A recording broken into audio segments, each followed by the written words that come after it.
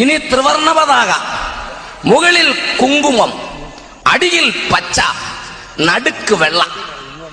എന്താ കുങ്കുമം?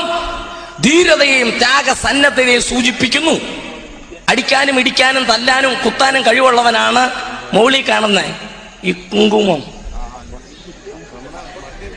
ഈ താഴെ കാണുന്ന പച്ച അതല്ല, അത് സസ്യസമ്പൂർണമായ ഭാരതഭൂമിയുടെ ഐശ്വര്യത്തെ സൂചിപ്പിക്കും. എന്ന് പറഞ്ഞാൽ ഇച്ചിരി കാശും പുത്തനും ഒക്കെ ഉള്ള ആൾക്കാരാ പച്ച.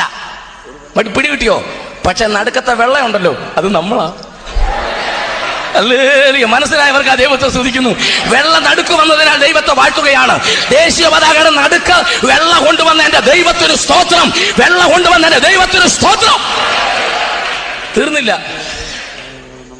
ഈ ചക്രം ഉണ്ടല്ലോ, ഈ അധികാരത്തിന്റെ ചിഹ്നം, അശോക ചക്രം, അത് വെള്ളയല്ല, അത് പച്ചയ്ക്കും കൊടുത്തു.